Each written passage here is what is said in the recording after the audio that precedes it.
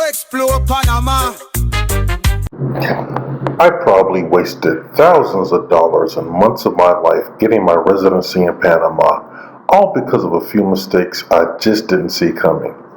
Everyone wants to talk about the sunshine and the low cost of living, but nobody really prepares you for the brutal, confusing, and expensive legal process you have to survive to actually live here. So, I'm going to share the 5 secrets I learned the hard way. The stuff your lawyer might not tell you right out of the gate, and these tips are going to save you a ton of time, money, and stress before you even think about packing a bag. This isn't the glossy brochure version. This is the real, on-the-ground truth. If you're even considering a move to Panama, you can't afford to miss this. Alright, let's get into it.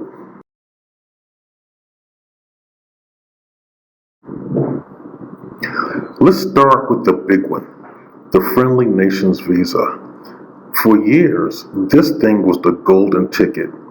If you were from one of the 50 friendly countries, like the US or most of Europe, you could pretty much just form a company, pop $5,000 in the bank, and walk away with permanent residency.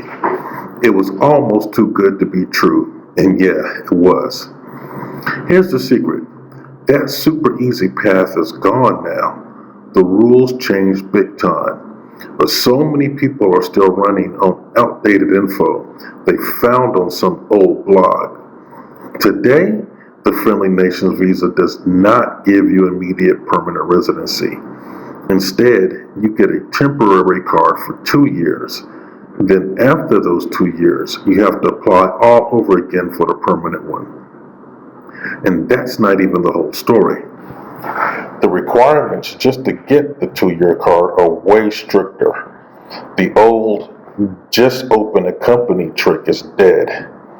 Now you have to prove some serious economic ties. That means one of 2 things. You can either land a real job with a Panamanian company, which means getting a work permit, or you have to make a big investment into Panama. And by big, I mean buying at least $200,000 worth of real estate in your own name. And that's per person. I see people showing up thinking they'll do the old easy process, only find out that they need either to find a job tomorrow or have a spare $200K laying around. It's a huge shock, y'all. Now, keep in mind, if you're a retiree with a steady pension, the pensionado visa is a whole different ballgame that might even be a better and often cheaper fit for you. But for Friendly Nations, you need to forget what you read 5 years ago. It's a 2-step process now with a much higher price tag. If I could go back in time, I'd tell myself one thing. Become an expert on the apostille. You're going to hear that word a lot, but I don't think anyone really gets how vicious this part of the process can be until you're right in the middle of it. The secret is that getting your documents apostilled isn't just checking a box. It's a minefield where one wrong move sends you all the way back to the start. An apostille is basically an international certification that says your documents are legit. You'll need one for your birth certificate, marriage certificate, and the most important one, your federal criminal background check. Mistake number 1 is not getting it done in your home country before you come to Panama. You cannot get a U.S. document apostilled here. It has to be done back home. The second and way more painful mistake is ignoring the expiration dates. The FBI background check is usually only good for 6 months. So if you get it too early, by the time you fly to Panama and your lawyer is ready to file, it could be expired. And guess what? You'll have to start that whole multi-week process all over again from your home country. In fact, any of the documents you need to be less than 6 months old. Your original birth certificate? Nope. You're going to have to apply to the county that you were born in to get a certified copy, and then that copy can only be 6 months old. Same thing with marriage certificate. And here's another thing, the translations. All these papers have to be translated into Spanish by a certified public translator inside Panama. If there's a single typo, a misspelled word, or a wrong number in the original or in the translation, immigration can reject your entire file. It seems so small, but a typo can set you back for months. Your whole application rides on these papers being absolutely perfect. That probably sounds like an exaggeration, but I promise you, it's not. In Panama, you are legally required to use a Panamanian immigration lawyer to file your application. This is not a do-it-yourself project. But the secret isn't just that you need a lawyer. It's that your choice of lawyer will make or break your entire residency journey. A great lawyer is a guide through a bureaucratic jungle. They know the people at immigration, they know the unwritten rules, and they spot problems before they blow up. A bad lawyer?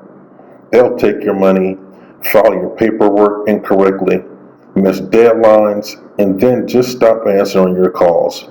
Y'all have heard some serious horror stories of people losing thousands of dollars and getting denied because of a bad lawyer. So, how do you find a good one? Do not, and I repeat, do not just Google Panama immigration lawyer and hire the first one you see. You will need personal recommendations from other expats who have already been through the process. Ask them the nitty-gritty details. Did the lawyer communicate well? Were there a bunch of surprise fees? Did they get it done in a reasonable amount of time? Of course, I'll go explore. Panama clients have one of the best attorneys in the business. Don't be afraid to interview a few of these attorneys. Ask for a detailed, itemized list of every single cost up front, not just their fee, but all the government fees, translations costs, everything. A good lawyer will be totally transparent.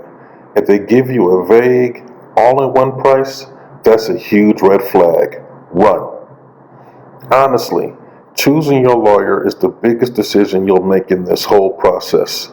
It's much more critical than where you live, because without that residency card, nothing else matters.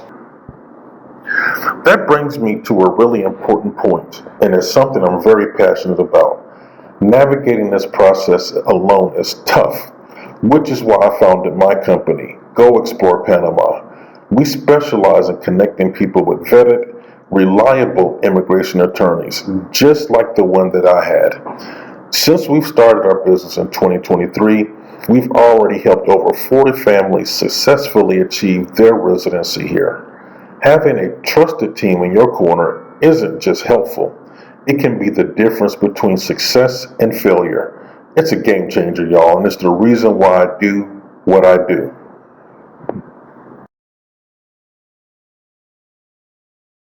Whatever number you have in your head for the cost of residency, I want you to double it. Seriously, one of the biggest secrets is the mountain of hidden fees and costs that no one warns you about. Your lawyer may quote you, say, $1,500. You think, okay, I can handle that. But that's just the cover charge.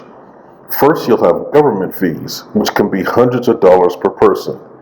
Then you got to get all those documents apostilled, which can be $30 to $50 a pop, sometimes more. Then you have the official translations, which can run you another $12 to $25 per page. And just when you think you're done, you'll find out you need a local health certificate from a Panamanian doctor. That's a fee. You need passport-sized photos. Fee. You'll have to open up a Panamanian bank account, which has its own special kind of issues. We haven't even talked about the travel. You have to be physically in Panama to file your application.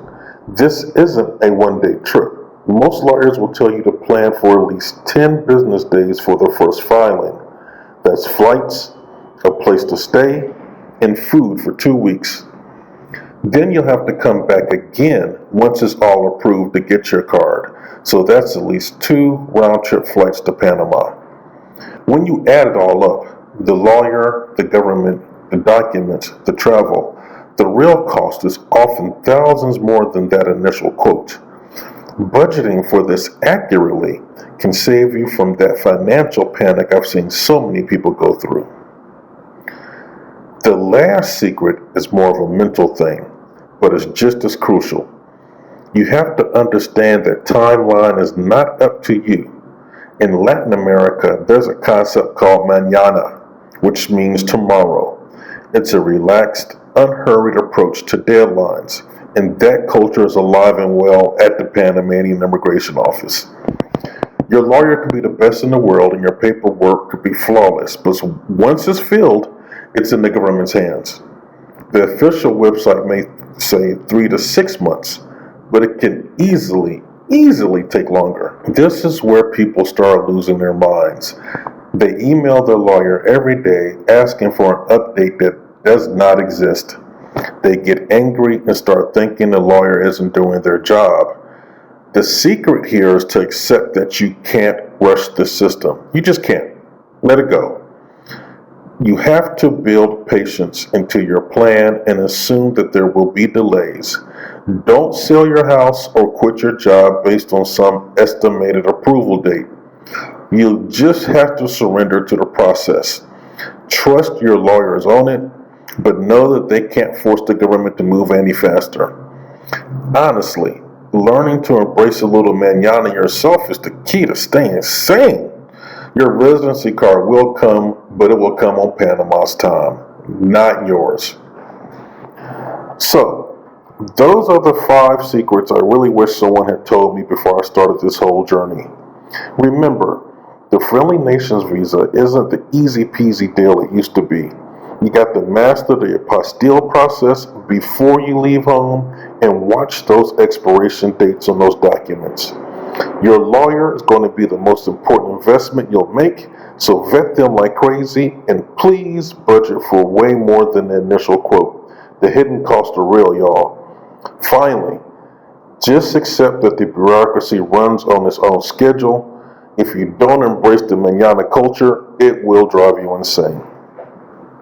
Moving to Panama is one of the best decisions I've ever made, and I could have avoided so much stress if I had known all of these things first. My goal is to give you that heads up. The journey to residency is a marathon, not a sprint. But if you're prepared for how it really works, you'll get through it just fine. Trust me. If this was at all helpful, do me a favor and hit that button and subscribe for more real talk about living in Panama. And drop a comment below if you have any questions or your own story to share about your process. It helps all of us. Good luck with everything, and until next time, ciao. Go explore Panama.